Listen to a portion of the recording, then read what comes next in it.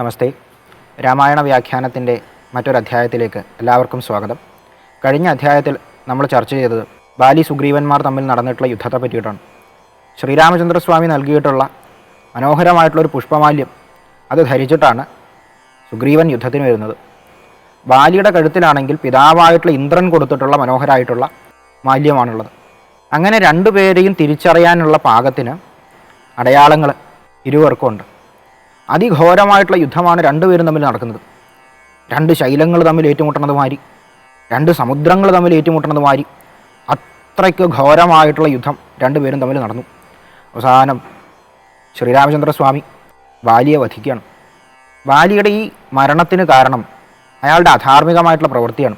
വീരോചിതമായിട്ടുള്ളൊരു മരണം ബാലിക്ക് എന്തുകൊണ്ട് ലഭിച്ചിട്ടില്ല എന്നുള്ള ചോദ്യത്തിന് ഉത്തരം ബാലിയുടെ അധാർമികമായിട്ടുള്ള പ്രവൃത്തിയും തൻ്റെ ശക്തിയിലുള്ള അഹങ്കാരവുമാണ്. തൻ്റെ ശക്തിയിൽ അമിതമായിട്ട് അഹങ്കരിച്ച ബാലി തൻ്റെ വരലബ്ധിയിൽ, തൻ്റെ സിദ്ധികളിൽ അമിതമായിട്ട് വിശ്വസിച്ച് അതിനെ അധാർമികമായിട്ട് ഉപയോഗിക്കുകയാണ് ചെയ്തത്. എവിടെയൊക്കെ സിദ്ധികളുടെയും വരലബ്ധികളുടെയും ശക്തിയുടെയും ഒക്കെ അധാർമികമായിട്ടുള്ള ഉപയോഗം ഉണ്ടാകുന്നുണ്ടോ അതേ സിദ്ധികൾ, അതേ ശക്തികൾ അത് നമുക്ക് തിരിച്ചടിയാവും. പ്രകൃതിയുടെ നിയമം അതാണ്. അത് ബാലിയാണെങ്കിലും സുഗ്രീവനാണെങ്കിലും ഒക്കെ ഈ നിയമത്തെ അനുസരിച്ചുകൊണ്ട് മാത്രമാണ് പ്രവർത്തിക്കുന്നത്. സാക്ഷാൽ ശ്രീരാമചന്ദ്രസ്വാമി ആ പരബ്രഹ്മമൂർത്തി ശരീരമെടുത്തപ്പോൾ ഭഗവാൻ ഈ പ്രകൃതി നിയമത്തെ അനുസരിച്ചാണ് ഓരോ ചുവടും മുന്നോട്ട് നീങ്ങുന്നത്. ഭഗവാൻ ആ നിയമത്തെ ലംഘിക്കുന്നേയില്ല. രാമായണത്തിൽ ഓരോ സന്ദർഭത്തിലും കാണാം ഈ പ്രകൃതി നിയമമാണ് രാമായണത്തിൽ മുഴുവൻ നടപ്പാകുന്നത്. എവിടെയൊക്കെയാണോ നമ്മൾ ശക്തികളുടെയും സിദ്ധികളുടെയൊക്കെ പേരിൽ അധർമ്മത്തിൻ്റെ വഴിയിലേക്ക് പോകുന്നത്, അമിതമായിട്ട് അഹങ്കരിക്കുന്നത്, ആ സമയത്ത് ഈ സിദ്ധികൾ, ഈ ശക്തികൾ നമുക്ക് തിരിച്ചടിയാവും. ബാലിയുടെ കാര്യത്തിലും ഇത് തന്നെയാണ് നടക്കുന്നത്. അവസാനം ബാലി ഭഗവാനോട് ചോദിക്കുന്നുണ്ട്, എന്തിനാ എന്നെ വധിച്ചത്? ഞാനും അങ്ങും തമ്മിൽ യാതൊരു വിധത്തിലും പ്രശ്നമില്ല, ഞാനും സുഗ്രീവനും തമ്മിലാണ് പ്രശ്നം. അപ്പോഴും ബാലി സമ്മതിക്കുന്നുണ്ട്, സുഗ്രീവനോട് ചെയ്തത് ശരിയല്ല എന്നുള്ള ബോധ്യം ബാലിക്കുള്ളിലുണ്ട്. അങ്ങെന്തിനാ എന്നെ വധിച്ചത്? അങ്ങേക്ക് അങ്ങയുടെ പത്നിയെ വീണ്ടെടുക്കുകയാണ് ലക്ഷ്യമെങ്കിൽ എന്നോട് പറഞ്ഞാൽ മതി. ഇവനേക്കാളും ശക്തനാണ് ഞാൻ. ആ രാവണനെ തന്നെ അങ്ങയുടെ മുന്നിൽ കൊണ്ടുവന്ന് വെക്കാൻ എനിക്ക് ശക്തിയുണ്ട്, ധൈര്യമുണ്ട്. ദേഹബുദ്ധി കൊണ്ട്, ഞാൻ ഈ ദേഹമാണെന്നുള്ള ചിന്ത കൊണ്ട് മനുഷ്യൻ തൻ്റെ ശക്തിയിൽ എത്രത്തോളം അഹങ്കരിക്കുമെന്ന് നമുക്ക് ബാലിയിൽ കാണാം.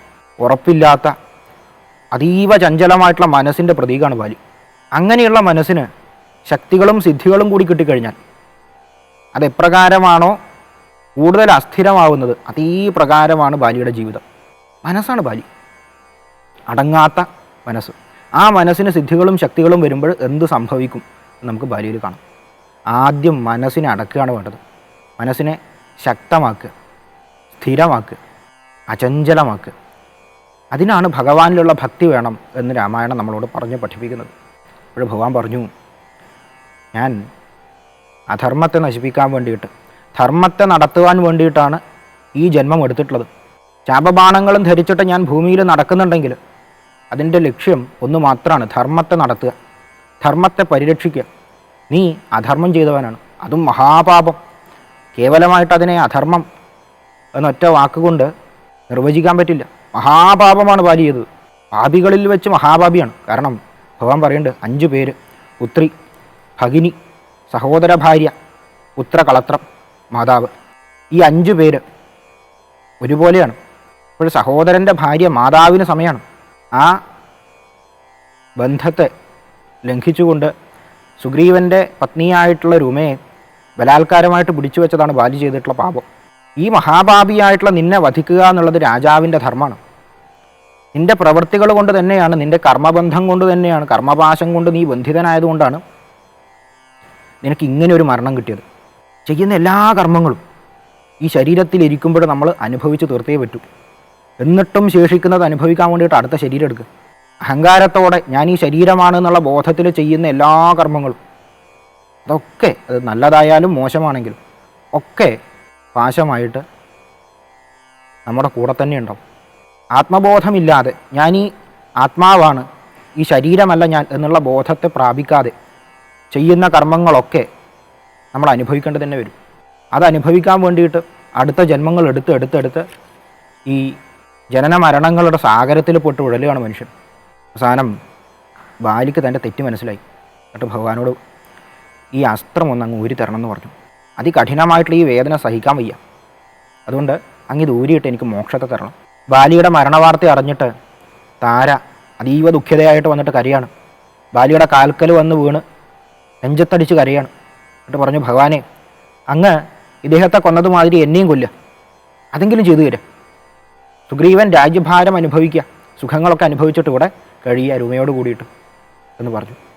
അപ്പോൾ താരയുടെ ഈ അജ്ഞതയെ നീക്കാൻ വേണ്ടിയിട്ട്, ശരീരബുദ്ധിയാണ് താരയുടെ ഈ അജ്ഞതയ്ക്ക് കാരണം എന്ന് മനസ്സിലാക്കിയിട്ട് ഭഗവാൻ ആത്മജ്ഞാനത്തെ വെളിവാക്കി കൊടുക്കുന്നുണ്ട്. അതാണ് വളരെ പ്രസിദ്ധമായിട്ടുള്ള താരോപദേശം. താരോപദേശത്തിൽ വിസ്തൃതമായിട്ടുള്ള ഈ ഭാഗത്ത് ഭഗവാൻ പറഞ്ഞു കൊടുക്കുന്നത് ദേഹേന്ദ്രിയാദികളിൽ നിന്ന് വേറിട്ട്, സുഖദുഃഖങ്ങളിൽ നിന്നൊക്കെ വേറിട്ട് സാക്ഷിഭാവത്തിലിരിക്കണ ആത്മാവിനെ പറ്റിയിട്ടാണ്. അതിന് യാതൊന്നും സംഭവിക്കണില്ല, യാതൊന്നും അത് അനുഭവിക്കുന്നില്ല.